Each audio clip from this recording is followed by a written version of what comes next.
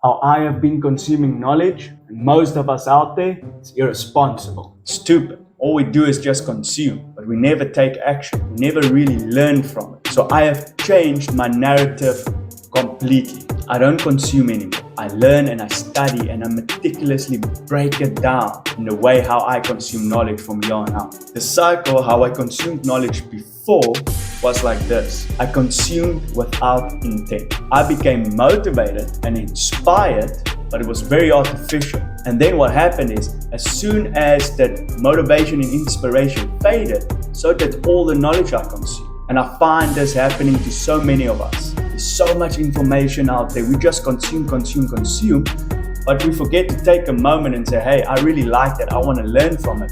Let's do a deep dive. Let's really study and break it down, create like a blueprint for ourselves for implementation. So my new cycle, my new narrative is like this. I consume knowledge now with intent. I am meticulously studying and breaking it down and creating a blueprint for implementation. And therefore, the motivation and inspiration I get, I turn into creativity and momentum. And I've started with this banger right here, The Art of War by Sun Tzu. 2,000 years of profound wisdom. This book is insane. And the way I've interpreted this book has been making a lot of sense for me. So most of the knowledge and the content out there on this book, The Art of War by Sun Tzu, I found is very formed towards organization, to business, very corporate, which in a way I guess it makes sense because it has a very militaristic approach. It's all about military strategy and a militaristic mindset.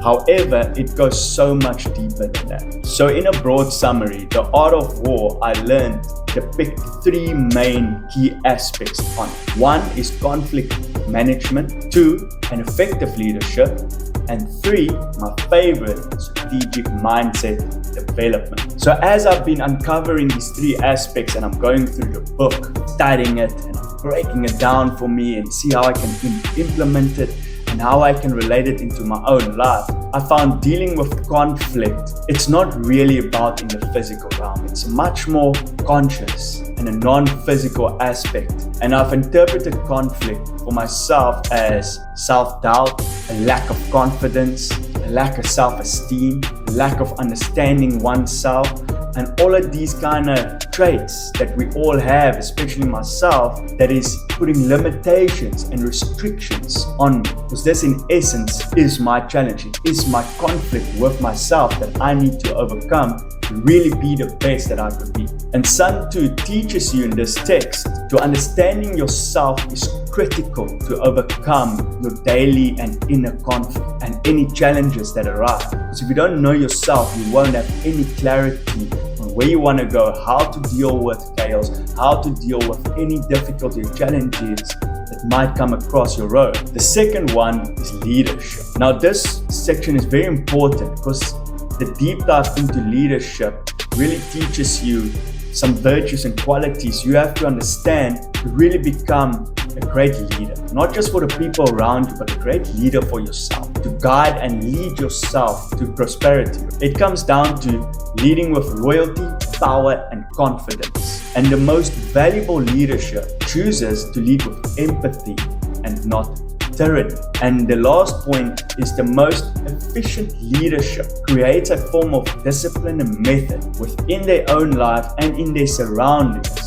to be the most efficient and effective and to execute their goals in the most efficient and effective manner. And the last key aspect, the one I'm most fond of, the one I'm really interested in, is mastering the art of a strategic mindset. This is in essence what Sun Tzu is teaching and how to implement, what thought processes to go through, what factors to look at, how to develop critical thinking and adaptive thinking skills to help you plan and strategize effectively. There's two quotes from this text, what a strategic mindset is all about. And the one is, in the midst of chaos lies opportunity. And this principle teaches you, if you don't know yourself, you don't know your goals, you don't know your strengths and your weaknesses, you will be consumed by the chaos in your own life and you won't know how to identify the lessons and the opportunities that lies within all this turmoil. The second quote that sums it up very nicely to me: know yourself and know your enemies, and you can fight 100 battles without disaster. So by only really knowing yourself, self-trust, self-worth, and self-awareness, you will start understanding other people, the way they think, the way they perceive, and the way they act, and the reason behind the way they do things that might harm you or irritate you or might be good to you. It doesn't matter. But if you don't know yourself, you cannot understand other people and where they come from. This also has a very key aspect, or a very good relation, to empathy and compassion, and how to use it to really understand people. And therefore, you need to understand and know yourself first. Now, the amazing thing is, these 3 key aspects is just the tip of the iceberg. Every chapter I find as I'm going through this book and this text, and I'm studying and breaking it down and making sense of it, this is only the tip of the iceberg, and it goes so much deeper, and it learns you so much more. There's so much of wisdom. I mean, it's 2,000 years worth of wisdom, and it's still relevant today.